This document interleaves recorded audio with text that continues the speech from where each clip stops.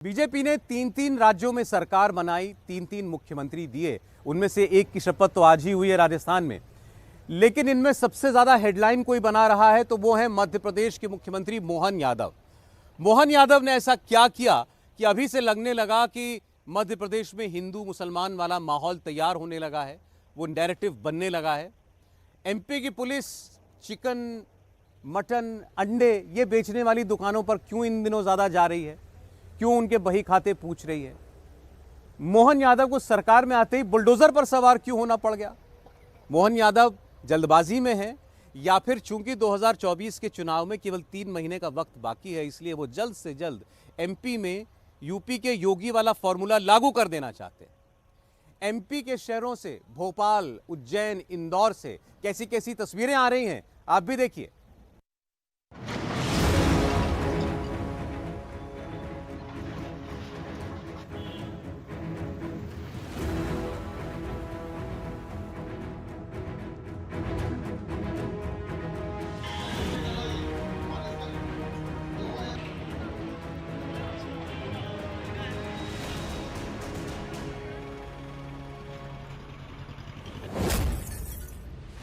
मध्य प्रदेश की पुलिस मुर्गे पकड़ रही है। मीट और मछली की दुकानों पर बुलडोजर चला रही है। जानते हैं क्यों? क्योंकि ऊपर से आदेश है। खुले में बिक रहे मीट पर प्रशासन ताबड़तोड़ एक्शन ले रहा है। क्यों? क्योंकि ऊपर से आदेश है। ये सारी बातें जो भी सरकार ने आदेश किए, माननीय मुख्यमंत्री जी ने भी किए, उन सब का पालन नीचे तक करवाएंगे। मध्य प्रदेश के नए मुख्यमंत्री मोहन यादव को शपथ लिए अभी 3 दिन ही हुए हैं। कैबिनेट की पहली ही बैठक में पहला ऑर्डर दिया कि मटन, चिकन और अंडे खुले में नहीं बिकेंगे। दूसरा ऑर्डर दिया कि धार्मिक स्थलों पर तय मानक के आधार पर ही लाउड स्पीकर बजेंगे और जो नहीं मानेगा उस पर एक्शन होगा।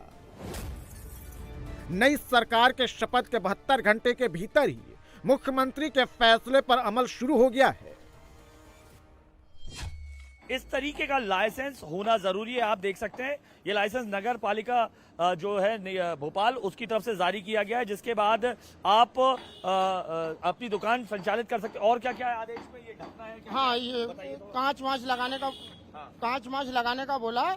हमने उसको ऑर्डर दे दिया, वो कांच लग जाएगा। कल बैठक के बाद ये कांच भी लगाना है, काली दीवार होनी चाहिए कांच की, और ये होना चाहिए अपारदर्शी पर्दा, अपारदर्शी जो बाहर से ना दिखे।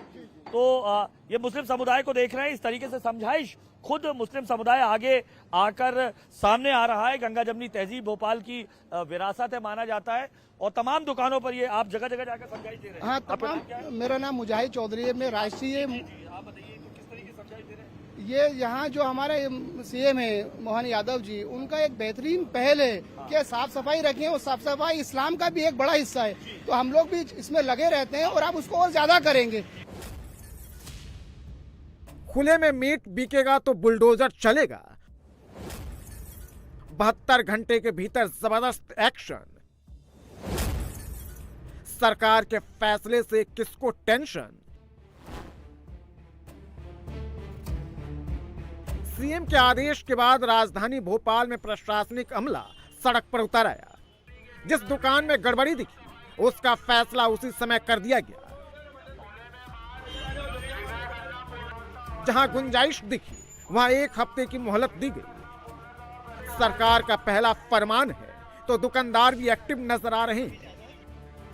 भोपाल में मांस मछली के कारोबारी खुद नियम पालन करने में जुटे हैं, क्योंकि उन्हें समझ में आ गया है कि नए निजाम में नए नियम तोड़ने का अंजाम क्या होगा।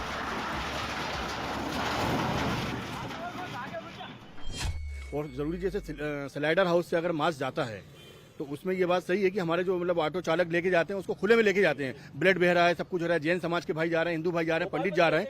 ये सब चीज का परहेज करना चाहिए। अपनी जात से, अपने धर्म से किसी को नुकसान ना हो, ये हमारा पहला इंसानियत का पाठ सिखाने वाला धर्म है। और इस्लाम धर्म में तो लोगों को तकलीफ ना पहुंचे, ये हम लोग मानसिकता होना चाहिए, ये सोच होना चाहिए हमारी और आप सबके लोगों की।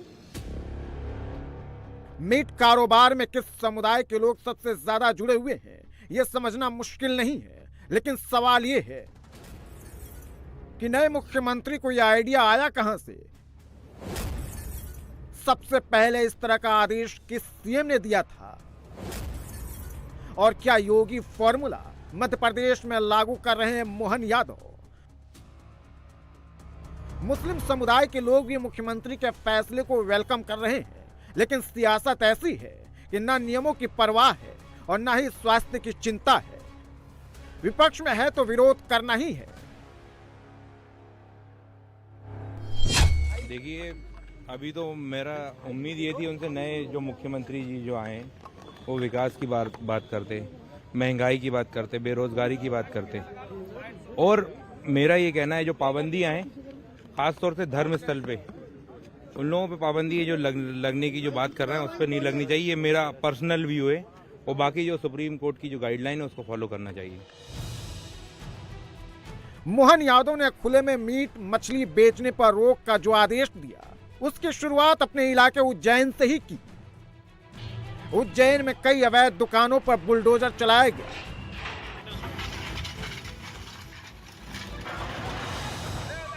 तीन दुकानों पर लाइसेंस नियमों के उल्लंघन के आरोप में ताला जड़ दिया गया। खुले में मांस मछली की बिक्री को लेकर प्रशासन की ओर से मुनादी कराई गई। शहर के हर इलाके में प्रशासन ने अवैध दुकानों को तुरंत हटाने के निर्देश दिए। खासकर धार्मिक स्थलों के पास नॉनवेज की बिक्री पर तत्काल रोक लगा दी गई। सिर्फ भोपाल और उज्जैन ही नहीं, बल्कि रायगढ़, विदिशा समेत कई शहरों में दुकानों के लाइसेंस चेक किए गए और मुनादी कर सभी से नियम पालन करने की अपील की गई। ग्वालियर और शाजापुर में भी अब प्रशासन एक्शन मोड में है। चौपाल लगाकर दुकानदारों को समझाने के साथ साथ नियम पालन करने के बारे में बताया जा रहा है। अनुज्ञा के बिना संचालित मांस और मटन की दुकानों पर प्रभावी कार्रवाई नागदरी क्षेत्र में अभी की गई है और बाकी टीमें शहर के विभिन्न क्षेत्रों में संलग्न होकर के कार्य कर रही है। अभी सभी शहरी क्षेत्र के स्थानों पर मुनादी इत्यादि की कार्रवाई हो रही है और वर्तमान में 10-15 दुकानों को क्षतिग्रस्त किया गया है जो सड़क किनारे बैठ करके खुले में मांस और मछली का विक्रय कर रहे हैं।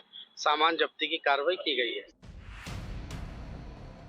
क्या मध्य प्रदेश में मोहन यादव हिंदूवादी एजेंडा लागू कर रहे हैं? क्या नई सरकार में किसी खास धर्म के लोगों को टारगेट किया जा रहा है? इसे समझने के लिए जानना जरूरी है कि मीट बेचने को लेकर नियम क्या है। भारत में 2006 में खाद्य सुरक्षा और मानक अधिनियम लाया गया। इसे 2011 में लागू किया गया। खाद्य सुरक्षा नियम के मुताबिक दुकानों के बाहर मांस नहीं दिखाया जा सकता है। मीट की दुकान पर लोहे की जगह स्टील से जुड़े उपकरण होने चाहिए और कटने के 3 घंटे के भीतर मीट को बेच देना चाहिए। यानी कटने के 3 घंटे बाद मीट को बेचने की इजाजत नहीं है।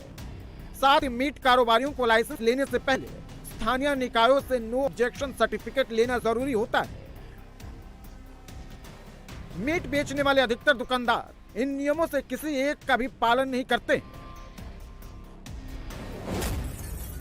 इसके अलावा मीट का इंसुलेटेड फ्रीजर वैन में ढोना, मीट कारोबार से जुड़े सभी वर्कर का हेल्थ सर्टिफिकेट, मीट की दुकानों की धार्मिक स्थलों और सब्जी की दुकानों से पर्याप्त दूरी जैसे कई ऐसे मानक हैं जिसको मानना जरूरी है।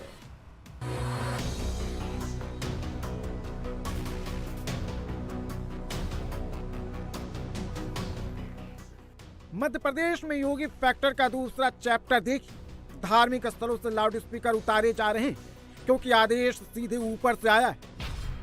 अब एक जगह में सिर्फ एक लाउड स्पीकर लगेगा, उसमें भी उसकी आवाज नियमों के मुताबिक ही रखनी होगी। मोहन यादव सरकार ने बाकायदे उड़न दस्तों के गठन करने का ऐलान भी किया है। जहां भी नियम टूटेंगे ये टीम वहां कार्रवाई करेगी।